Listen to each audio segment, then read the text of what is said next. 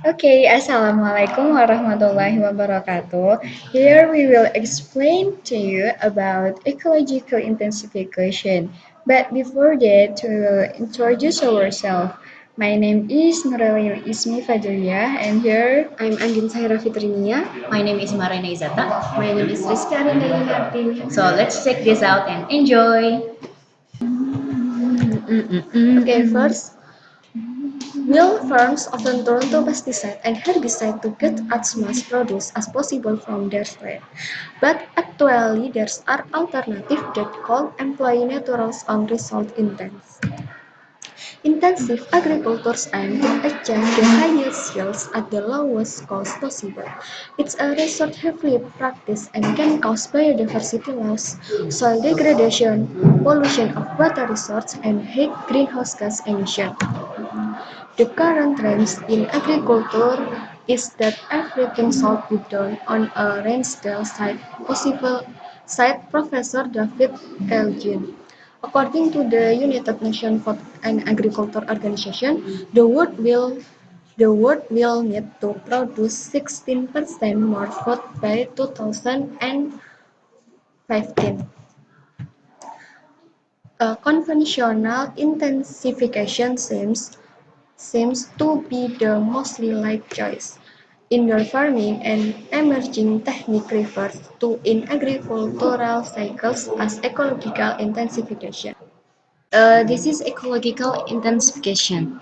So Andin had talked about conventional intensification who use pesticides to kill pests. But in ecological intensification, it's different. Ecological intensification use services provided by nature to benefit farmers, like incorporating semi-natural habitats into farms to attract insects.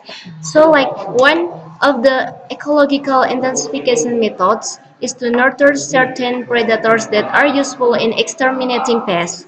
Natural predators also minimize the use of drugs or pesticides in pest control, such as owl breeding in exterminating mice. Then this is B. Why B? Why B include ecological intensification? So, I just said before, uh, ecological intensification use natural enemies of pests that would otherwise eat cash crops, or they are pollinators such bees that can increase yields. So this will help in ecological intensification because they are enemies of pests. Besides, they are pollinators. This pictures is present how ecological intensification works. This is farms. Beside farms, there are flowers. Why flowers plant in beside on beside farms? Because when flowers are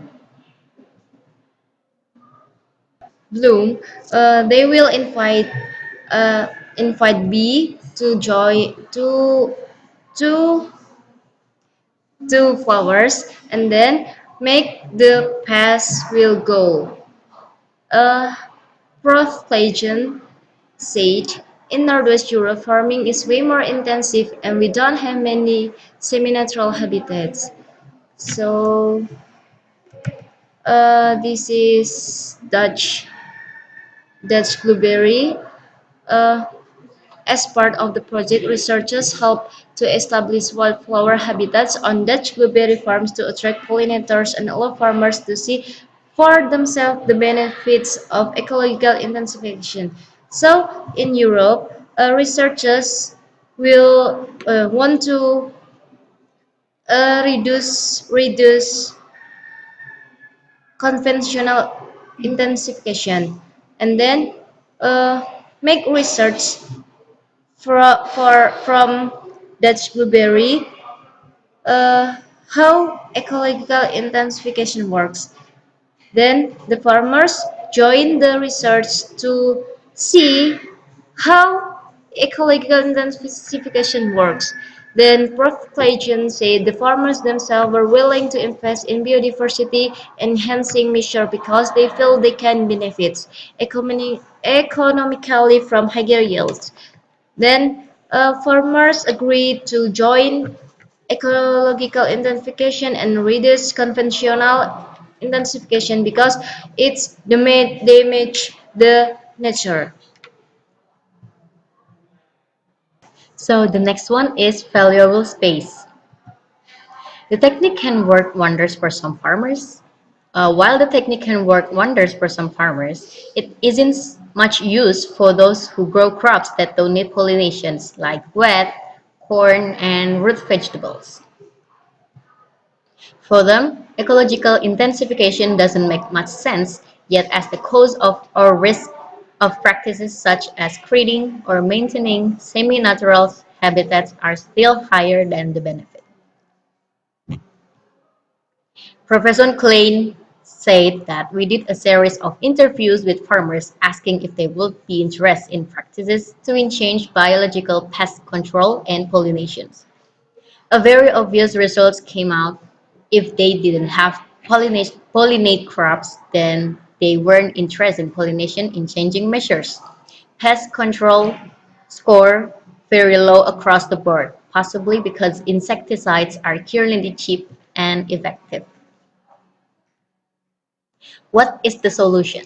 The solution such as precision farming with drones, reducing the amount of plugging or tillage needed in order to maintain the long-term nutrient content of the soil, and using crops grown for the enrichment of the soil, known as cover crops.